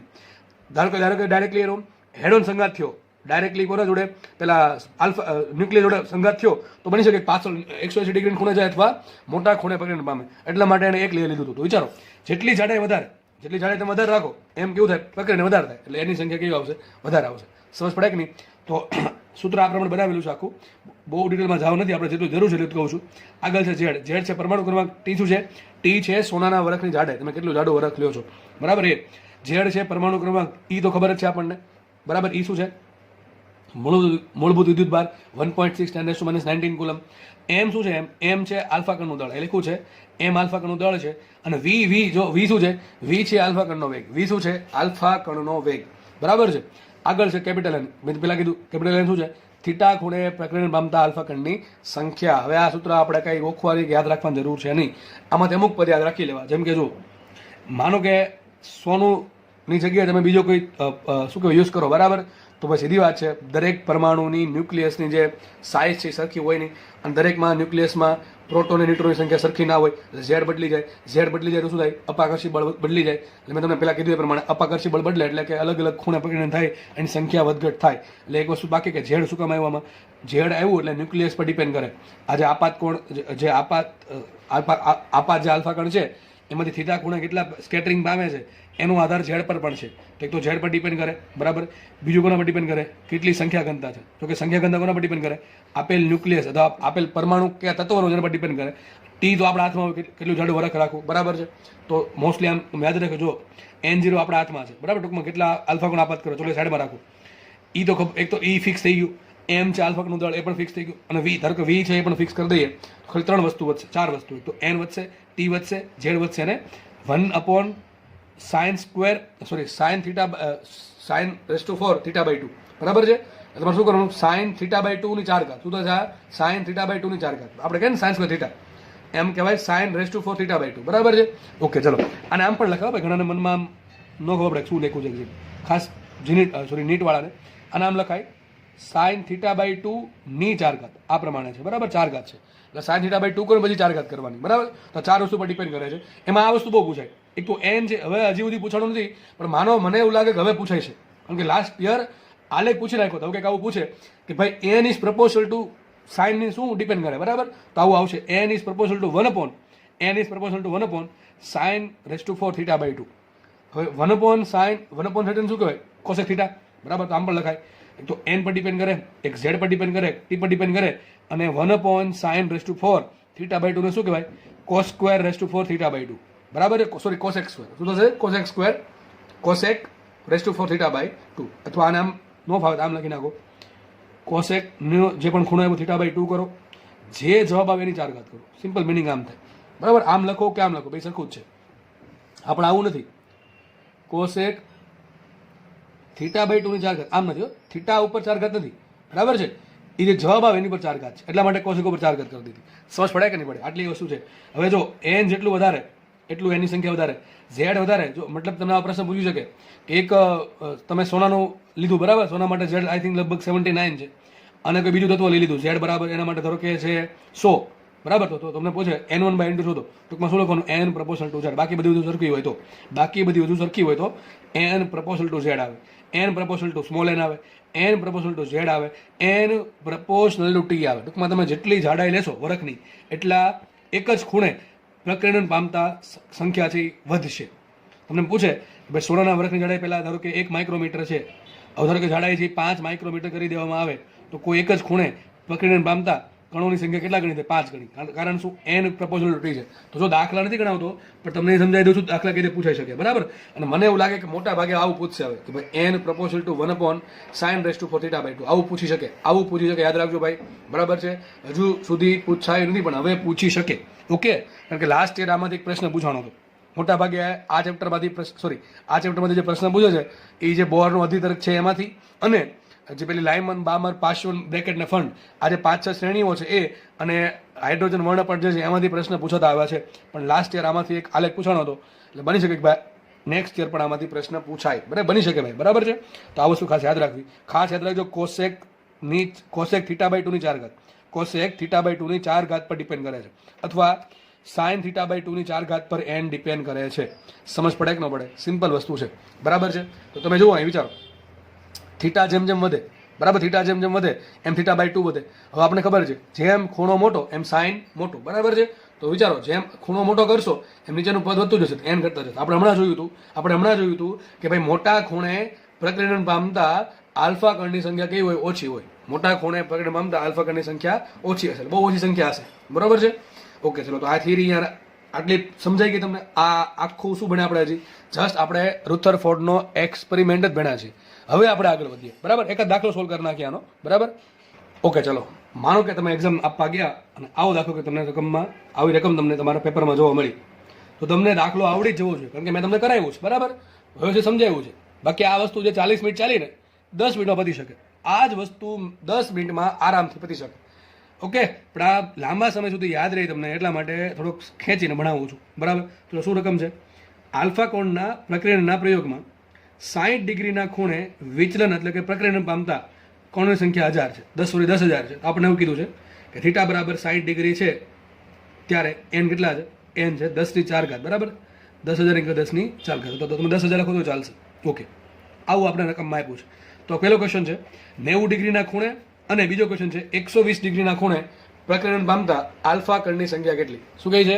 90 ડિગ્રીના ખૂણે અને 120 ડિગ્રીના ખૂણે પ્રકીર્ણન પામતા આલ્ફા કણની સંખ્યા કેટલી શોધવાનું છે. જો વિચાર, બીજું કંઈ મને આપ્યું નથી, અને માનો કે મને સૂત્ર યાદ નથી, મને થોડું જેટલું જરૂર છે એટલું યાદ છે, આખું સૂત્ર મને યાદ નથી, એક્ઝેક્ટલી મને સૂત્ર યાદ નથી, અને એક્ઝેક્ટલી જરૂરી નથી, બરાબર છે.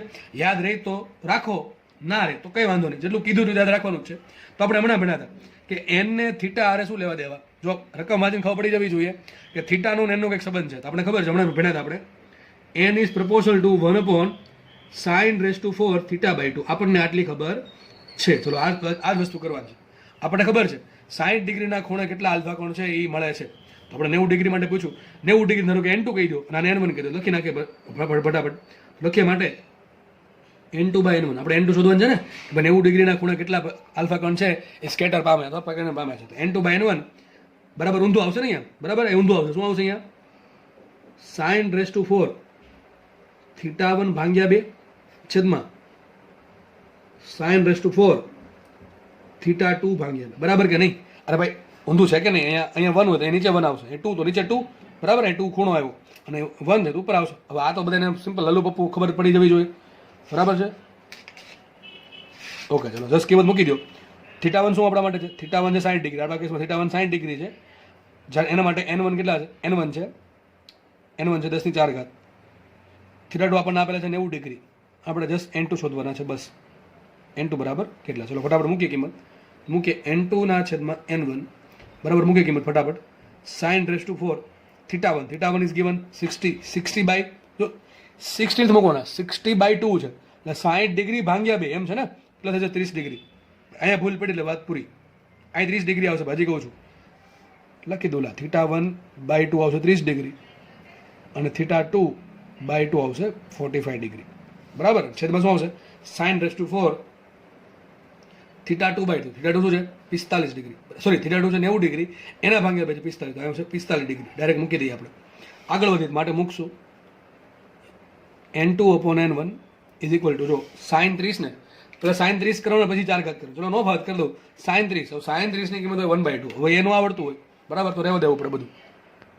મૂકી કિંમત સાઈન 30 1/2 એની 4 ઘાત કરી નાખશું છેદમાં સાઈન 45 1/√2 એની 4 ઘાત કરવાની 1/√2 ની 4 ઘાત બરાબર છેદનો છેદ વ્યવસ્થિત કરી નાખીએ તો આવશે આ રીતે n2/n1 બરાબર આ 1/√2 ની 4 ઘાત એટલે કે શું થશે √2 ની 4 ઘાત છેદમાં 2 ની 4 ઘાત બરાબર સિમ્પલ વસ્તુ છે. હવે √2 ની 4 ઘાત શું થાય 4 થાય કે ન થાય લો આપણે પહેલાં કરી દઉં આમ √2 × √2 2 √2 2 2 4 ઓકે તો ઉપર 4 આવશે 2 × 4 = 8 2 16 તો આવશે છેદમાં 16 બરાબર તો માટે શું સાબિત થયું n2/n1 બરાબર આવશે 1/4 100 માટે n2 બરાબર n1/4 n1 છે 10,000 10,000 છેદમાં 4 કેટલા આવશે 2500 તો n2 બરાબર 2500. યાદ રાખજો જેટલો ખૂણો મોટો એટલે આ સંખ્યા ઓછી મળવી જોઈએ વધારે ના મળવી જોઈએ. તો આ તમારો દાખલાનો જવાબ પૂરો. આવો દાખલો તમને ભવિષ્યમાં દેખાશે તમારા કંઈક એક્ઝામમાં બરાબર. બીજો દાખલો હોમવર્કમાં સાથે કરો કે 120 ડિગ્રીના ખૂણે કેટલા આલ્ફા કણો પ્રકરણ પામે છે. આનો આન્સર સમય તમારી પાસે હોય કદાચ સમય તો નહીં હોય છતાં પણ જો સમય હોય તો કોમેન્ટમાં લખવો સાચો આન્સર. ઓકે ચલો આગળ વધીએ. જો કે ખાલી તમારે શું કરવાનું છે આપણે 120 ચલો કરી દો 120/2 60 થશે અને સાઈન 60 આવશે અને સાઈન 60 ની કિંમત શું હોય જાતે સુધીને ગણતરી કરી દેવી બરાબર. ઓકે ચલો આપણે આગળ વધીએ હવે. ઓકે ચલો નેક્સ્ટ થિયરી ભણીએ. આ જે એક્સપેરિમેન્ટ છે એના રિલેટેડ જ છે બરાબર એને સંબંધિત જ છે આપણે બહુ ઇઝી થિયરી છે બરાબર. ઓકે ચલો વાંચીએ રકમ આપણે ટાઇટલ વાંચીએ. નવી થિયરી છે impact parameter and distance of closest approach. બે વસ્તુ સમજીએ શું છે એક્ઝેક્ટલી. પહેલાં આપણે સમજીએ ઇમ્પેક્ટ પેરામીટર બરાબર કે ભાઈ ઇમ્પેક્ટ પેરામીટર શું ઇફેક્ટ કરે. ઇમ્પેક્ટ પેરામીટર કોને કહેવાય બહુ ઇઝી છે જુઓ. મને તમારો એ ન્યુક્લિયસ છે આપણે ખબર છે આપણે થોડુંક ન્યુક્લિયસ બહુ મોટું દોર્યું છે અને માનો કે એની આજુબાજુનો વિસ્તાર છે ખાલી વિસ્તાર કે જેમાં માત્ર ઇલેક્ટ્રોન છે બરાબર આપણે એને ઘડીક પૂરતું ખાલી વિસ્તાર કહી દઈશું. તો મેં તમને હમણાં કીધું હતું કે એવું બહુ ઓછું બનશે અમુક એટલે મેં તમને પહેલાં કીધું હતું હમણાં કે 10⁴ ઘાતમાંથી લગભગ એક આલ્ફા કણ છે એ ન્યુક્લિયસની દિશામાં જ ગતિ કરે. ટૂંકમાં જે આલ્ફા કણનો વેગ છે એ આલ્ફા કણનો વેગ છે બની શકે કે ભાઈ આલ્ફા કણ જે છે એ ન્યુક્લિયસ સાથે ડાયરેક્ટલી ઇમ્પેક્ટ કરી શકે બરાબર છે. તો તમારો આલ્ફા કણનો જે વેગ છે એ ન્યુક્લિયસથી કેટલો દૂર છે એને કહેવાય ઇમ્પેક્ટ પેરામીટર. સિમ્પલ ફરતી કહું છું તમારા આલ્ફા કણના જે વેગની જે દિશા છે એ વેગની દિશા આ ન્યુક્લિયસથી કેટલી દૂર છે એને કહેવાય ઇમ્પેક્ટ પેરામીટર. સમજો માનો કે આ આલ્ફા કણ છે ધીમે ધીમે એનો વેગ કઈ દિશામાં આ દિશામાં છે ધીમે ધીમે આગળ વધશે બરાબર ધીમે ધીમે આગળ વધશે. મેં કીધું હમણાં સમજાવ્યું પ્રમાણે એનો વેગ ધીમે ધીમે ઘટવા મળશે કારણ શું આ ન્યુક્લિયસ એનો ચાર્જ કેટલો ઝેડી છે અને સામે જે આલ્ફા કણ એનો ચાર્જ કેટલો છે 2e છે. તો આ જે 2e ચાર્જ બેનો ચાર્જ ધન જ છે એટલે બંને વચ્ચે શું લાગે અપાકર્ષી બળ લાગે એટલે ધીમે ધીમે એનો વેગ ઘટવા મળશે. માનો કે આલ્ફા કણ છે અહીંયા આવીને ઊભો રહી ગયો આલ્ફા કણ છે અહીંયા આવીને ઊભો રહી ગયો કારણ કે એની પાસે હવે અપાકર્ષી બળનો સામનો કરવા માટે જરૂરી ગતિ ઉર્જા કે વેગ નથી એટલા માટે શું થશે રિટર્ન થશે. તો યાદ રાખો આ જે ડિસ્ટન્સ છે ને કે આલ્ફા કણ છે એ ન્યુક્લિયસની વધુ કેટલો નજીક ગયો એને કહેવાય ડિસ્ટન્સ ઓફ ક્લોઝેસ્ટ. ક્લોઝેસ્ટ એટલે એકદમ નજીક ક્લોઝેસ્ટ એટલે કે નજીક જાવ ક્લોઝેસ્ટ એટલે ઓછામાં ઓછું અને એપ્રોચ એટલે નજીક જવું એટલે ડિસ્ટન્સ ઓફ ક્લોઝેસ્ટ એપ્રોચ. ટૂંકમાં આલ્ફા કણ છે એ ન્યુક્લિયસની વધુમાં વધુ કેટલો નજીક પહોંચી શકે છે એ અંતરને કહેવાય ડી. ખબર કે ડી શું છે ડિસ્ટન્સ ઓફ ક્લોઝેસ્ટ એપ્રોચ બરાબર. આની ચર્ચા આપણે પછી કરીએ. આપણે પહેલા આ સમજીએ ઇમ્પેક્ટ પેરામીટર. તો ચલો હું એમ કહું કે આ આલ્ફા કણ માટે આનું જે આલ્ફા કણનો જે વેગ છે એ જે દિશા મળી એ દિશા કઈ પસાર થશે એ દિશા પસાર થશે ન્યુક્લિયસમાંથી. દેખાય છે આલ્ફા કણનો વેગ આ દિશામાં છે દિશા છે એ ન્યુક્લિયસમાંથી પસાર થઈ. તો આના માટે બી કેટલું હોય 0. આના માટે ઇમ્પેક્ટ પેરામીટર 0 છે. સમજ પડે. ચલો બીજો લઈએ. આ જો ન્યુક્લિયસ અહીંયા છે આજુબાજુ શું છે ન્યુક્લિયસ અહીંયા છે આજુબાજુ શું છે ખાલી ભાગ છે ટૂંકમાં ઇલેક્ટ્રોનની કક્ષાઓ છે. જસ્ટ આપણે તમને સમજાવવા માટે હું જસ્ટ એને ઘડીક પૂરતો ખાલી ભાગ કહું છું. તો માનો કે બીજો આલ્ફા કણ છે આ પ્રમાણે ગતિ કરે. જો એવું નહીં કે બેની વચ્ચે કાંઈ નથી બની શકે ઘણા બધા આલ્ફા કણ હોય સમજવા માટે આપણે લઈએ છીએ. મને બીજો આલ્ફા કણ છે આ પ્રમાણે ગતિ કરે છે વિચારો આનો વેગ ક્યાં છે આનો વેગ આ દિશામાં છે આનો વેગ આ દિશામાં છે. તો હું વિચારો આના જે વેગની જે દિશા છે એ ન્યુક્લિયસથી કેટલી દૂર છે આટલી દેખાય છે ને આટલી દૂર છે અને શું કહેવાય આ આલ્ફા કણનું ઇમ્પેક્ટ પેરામીટર કેટલું છે b બરાબર b1 છે. આ આલ્ફા કણ માટે b કેટલું b બરાબર 0 છે. સમજો ત્રીજો આલ્ફા કણ આપણે આ લઈએ. ત્રીજો આલ્ફા કણ છે આ પ્રમાણે ગતિ કરે છે બરાબર આ પ્રમાણે ગતિ કરે છે. અસંખ્ય આલ્ફા કણ હશે એમાંથી આપણે 4-5 પકડ્યા છે. તો આ જે આલ્ફા કણ છે આ દિશામાં ગતિ કરે છે તેનો વેગ આ દિશામાં છે તેના વેગની દિશા પણ આ દિશામાં છે. તો એના વેગની દિશા છે એનું ન્યુક્લિયસની અંદર કેટલું આટલું એના માટે b કેટલું છે b2 છે બરાબર. ચોથો આલ્ફા કણ લઈ લઈએ એનો વેગ આ દિશામાં છે, તેનો વેગ દિશા આ બાજુ થઈ ગઈ, એનું ન્યુક્લિયસ કેન્દ્ર આટલું થઈ ગયું. તો વિચારો ઉપર જેમ તમે જાઓ છો આપણી આકૃતિ પ્રમાણે, તમે જેમ જેમ ઉપર જાઓ છો એમ ઇમ્પેક્ટ પેરામીટર વધતું જાય છે. ઇમ્પેક્ટ પેરામીટર વધે. અહીં કેટલું ઇમ્પેક્ટ પેરામીટર 0, અહીં કેટલું B1, આના માટે કેટલું B1 છે, આના માટે કેટલું B2, આના માટે કેટલું B3. અરે ભાઈ સિમ્પલ વાત, આલ્ફા કણની જે દિશા છે, વેગની દિશા, એનું ન્યુક્લિયસ કેન્દ્ર જો લખ્યું છે, ન્યુક્લિયસના કેન્દ્રથી આલ્ફા કણના પ્રારંભિક વેગના અંતરને ઇમ્પેક્ટ પેરામીટર B કહે છે. સિમ્પલ. જો શું છે, ન્યુક્લિયસના કેન્દ્ર, ટૂંકમાં ન્યુક્લિયસના કેન્દ્રથી આલ્ફા કણનો જે પ્રારંભિક વેગ છે, પ્રારંભિક એટલે કયો, સ્કેટર થયા પહેલાનો, ભાઈ સ્કેટર થયા પહેલાનો જે વેગ છે, જો મેં આ દિશા કહું છું, બરાબર, આ દિશા કહું છું, ઓકે.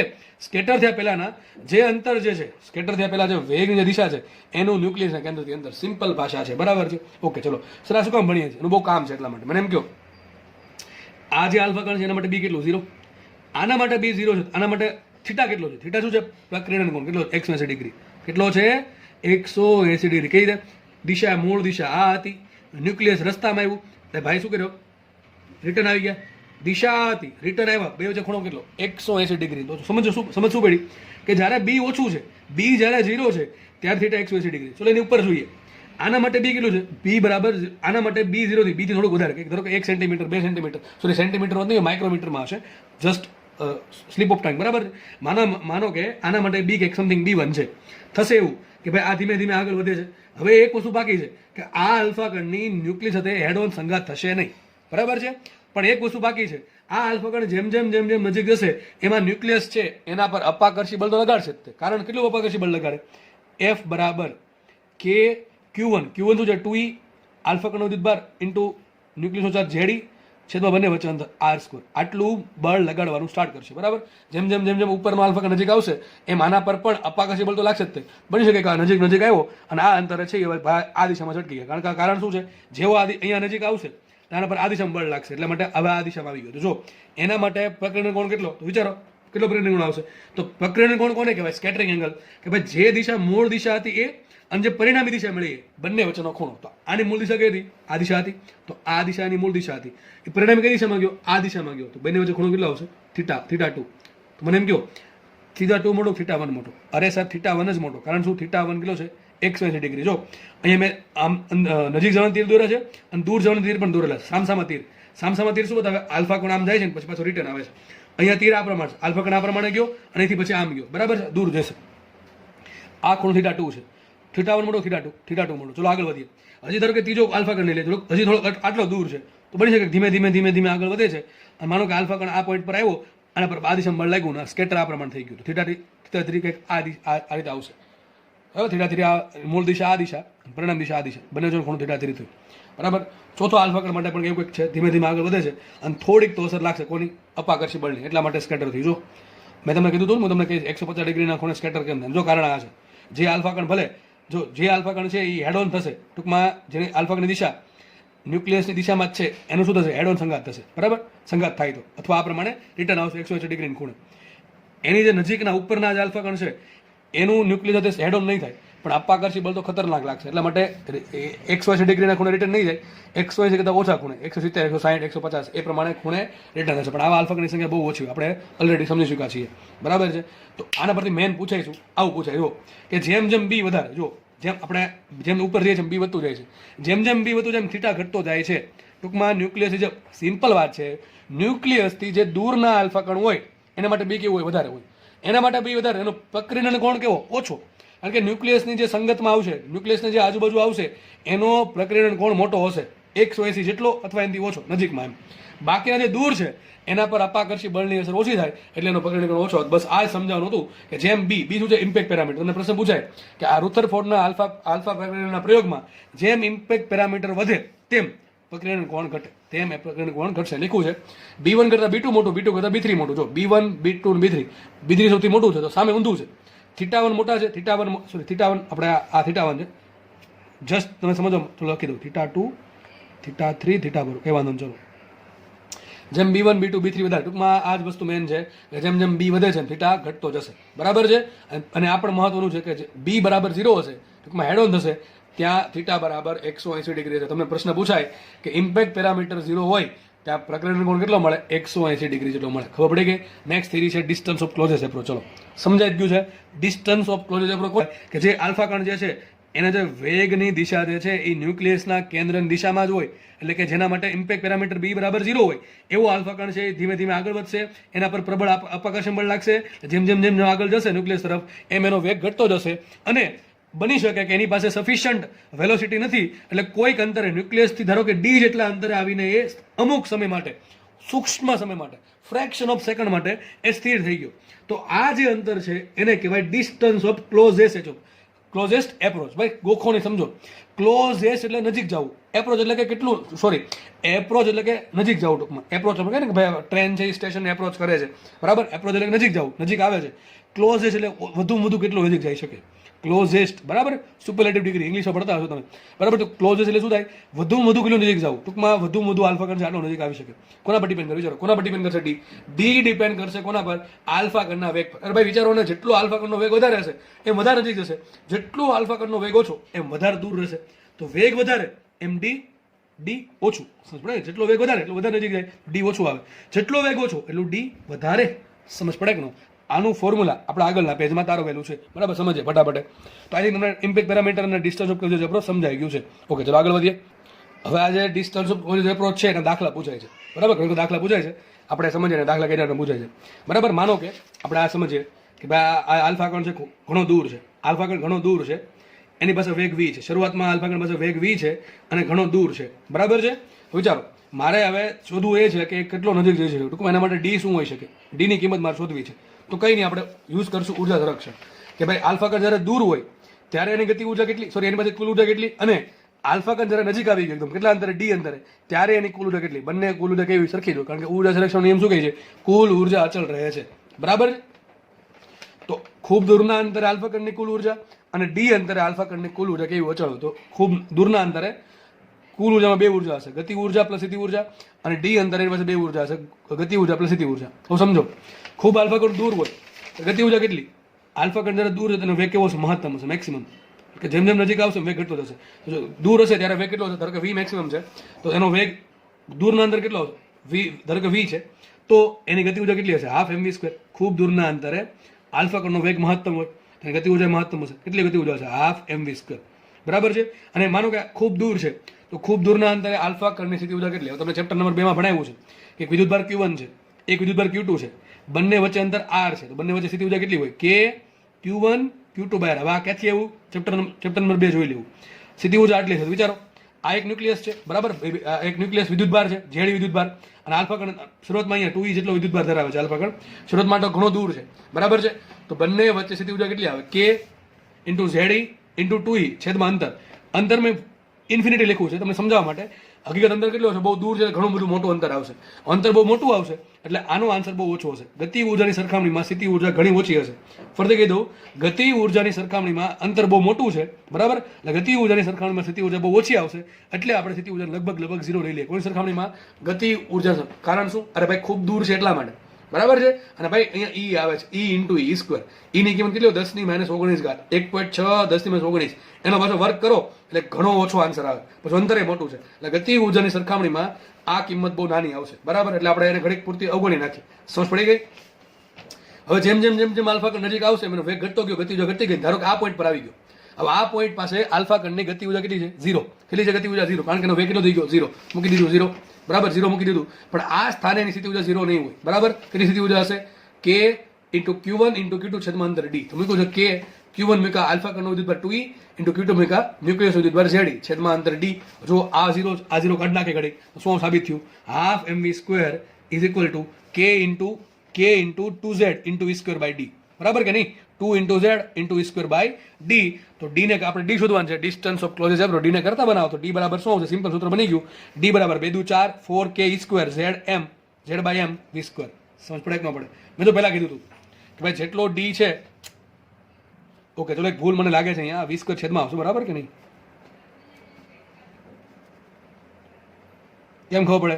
મેં તમને હમણાં કીધું હતું કે જેટલો વેગ વધારે એટલું ડી ઓછું, અને ઊંધું થતું હતું એટલા માટે મને લાગ્યું ભૂલ છે, બરાબર. અહીં 20 છેદમાં જશે, ડી ઉપર આવશે. એટલે મેં તમને પહેલા કીધું હતું જો કે જેટલો વેગ વધારે, સિમ્પલ વાત છે, જેટલો વેગ વધારે એટલે વધારે નજીક જાય તો ડી ઓછું આવે, જેટલો વેગ ઓછો એટલે વધારે દૂરથી રિટર્ન થવું પડે એટલે ડી વધારે, બરાબર. જેટલો વી ઓછો તો ડી વધારે, વી વધારે ડી ઓછું. સિમ્પલ અહીંથી સમજ પડે છે. તો ડી કોના પર ડિપેન્ડ કરે, એક તો ડિપેન્ડ કરે ઝેડ પર અને વી પર. એમ શું છે, આલ્ફા કણનું દળ, બરાબર કે નહીં? તો D proportional to Z by V square. જેટલું ઝેડ મોટું, બરાબર નહીં, જેટલું ઝેડ મોટું ડી મોટું. બરાબર? કેમ ડી મોટું? અરે જેટલું ઝેડ વધારે એટલું અપાકર્ષી બળ વધારે લાગે એટલે ડી મોટું હોય, અને જેટલો વેગ વધારે એટલું ડી નાનું. ઓકે, સમજ પડી ગઈ? એમ છે આલ્ફા કણનું દળ. ચલો ફટાફટ આગળ વધીએ. આમાં થોડુંક બાકી છે, નાનકડા 2 મુદ્દા છે એ આપણે સમજીને વસ્તુ અહીંયા પૂરી કરીએ. ચલો આજનો લેક્ચર જો શું લખ્યું છે. જો રકમમાં તમને આલ્ફા કણના બદલે બીજો કોઈ કણ આપે તો કોનું દળ લેવું પડે? તમારે કણનું દળ લેવું પડે. એમ કે છે તમે હમણાં આપણે સૂત્ર લાવ્યું કે ભાઈ હાફ mv સ્ક્વેર બરાબર કે ઇન્ટુ Q1 ઇન્ટુ વિદ્યુતભાર ઝેડી. આ ઝેડી કોનો છે? ન્યુક્લિયસનું, છેદમાં ડી. બરાબર? સ્થિતિ ઉર્જા, ગતિ ઉર્જા બરાબર સ્થિતિ ઉર્જા. બસ આ યાદ રાખવાનું છે. આલ્ફા કણ હોય, આલ્ફા કણ માટે Q1 કેટલા લીધા? આપણે 2 લીધા. અને દળ કોનું આવશે? એમ આલ્ફા આવશે. બરાબર નહીં? તમને રકમમાં કીધું હોય આલ્ફા કણ છે, તો માનો કે તમે રકમમાં મોટા ભાગે નહીં, લગભગ 99.99% કેસમાં આલ્ફા કણ જ આપશે. માનો કે આલ્ફા કણ સિવાયનો કોઈ કણ આપ્યો તો તમે શું કરશો? દળ કોનું મૂકશો? જે કણ આપ્યો એનું દળ મૂકશો. અને વિદ્યુતભાર કોનું મૂકશો? જે કણ આપ્યો એનો વિદ્યુતભાર મૂકશો. અરે ભાઈ સિમ્પલ વસ્તુ છે ને ભાઈ. અહીંયા ન્યુક્લિયસ અહીંયા ફિક્સ છે, કેટલું એનો વિદ્યુતભાર છે? ઝેડી. સામેથી કોઈ કણ આવે છે, તમારે દળ કોનું લેવું પડે? અને ગતિ ઉર્જા કોની છે? કણ નહીં છે, દળ કોનું લેવું પડશે? જે કણ આપ્યો છે એનું તમારે દળ લેવું પડે. અને વિદ્યુતભાર કોનો લેશો? જે કણ આપ્યો છે એનો વિદ્યુતભાર લેવો પડે. ધારો કે Q1 છે, હું તમને એમ કહું એ ન્યુટ્રોન ચાલશે, ન્યુટ્રોન નહીં ચાલે. કેમ ન્યુટ્રોન નહીં ચાલે? અરે ભાઈ ન્યુટ્રોન છે એનો વિદ્યુતભાર 0 છે, એ શું કરે? ડાયરેક્ટ સંઘાત જ કરે. ન્યુટ્રોન છે એ સંઘાત કરશે. બરાબર? ન્યુટ્રોન વિશે ભણશું આપણે. આપણે આવશે ન્યુક્લિયસમાં. બરાબર છે? ન્યુક્લિયર સંલેયન વિભાજન એમાં આવશે. બરાબર છે કે નહીં? ઓકે, ચલો તો સિમ્પલ વસ્તુ છે કે જો રકમમાં તમને આલ્ફા કણના બદલે બીજો કોઈ પણ કણ આપે, તમારે શું કરવાનું? એક કણનું દળ મૂકવાનું અને એક કણનો વિદ્યુતભાર મૂકવાનો. બીજી વસ્તુ રકમમાં છે ને તમને ઘણી વખત છે ને વેગ નહીં આપે. રકમમાં તમને ઘણી વખત વેગ નહીં આપે. તમને શું આપશે? ડાયરેક્ટલી ગતિ ઉર્જા આપી દેશે. શું આપશે? ડાયરેક્ટ ગતિ ઉર્જા. તો કરવાનું શું? કે બરાબર આના બરાબર શું કીધું? કે મૂકી દીધું તો કે બરાબર શું આવશે? કે Q1 Q2 by D. Simple વસ્તુ છે ભાઈ. તમને રકમમાં વેગ આપે તો તમે સૂત્ર વાપરવાનું હાફ mv સ્ક્વેર. બરાબર કે નહીં? પણ તમને રકમમાં વેગ નહીં આપે તો શું મૂકવાનું? જે ગતિ ઉર્જા આપી મૂકી દેવાનું. લખ્યું છે જો રકમમાં તમને આલ્ફા કણના વેગના બદલે તેની ઉર્જા આપી દે, ગતિ ઉર્જા કે આપી દે, તમારે શું મૂકવાનું? તો ગતિ ઉર્જાની કિંમત મૂકી દેવી. સિમ્પલ લખ્યું છે. બરાબર કે નહીં? તો k પ્લસ યુ બરાબર k પ્લસ યુ. દૂરના અંતરે કુલ ઉર્જા બરાબર નજીકના ડી અંતરે કુલ ઉર્જા. k બરાબર તમને કંઈક જે કિંમત આપી એ મૂકવાની. યુ બરાબર 0 મૂકવાનું. ખૂબ જ દૂર છે એટલે અંતર બહુ મોટું હશે એટલે માટે 0 મૂકી દીધું. k પાછું ડી અંતરે ગતિ ઉર્જા 0 હશે એટલે 0 મૂકી દીધી. યુ બરાબર એમને રાખ્યું. ટૂંકમાં જે કીધું છે જ છે. જસ્ટ ખાલી શું તમને કહું છું કે તમે રકમમાં વેગ આપે તો મૂકવાનું, બાકી શું મૂકવાનું? જે ઉર્જા આપે એ મૂકી દેવાની. સિમ્પલ વસ્તુ છે. બરાબર? આનો એક એક્ઝામ્પલ છે કે આપણે નેક્સ્ટ લેક્ચરમાં સોલ્વ કરીએ. બરાબર? ધન્યવાદ. જય હિન્દ.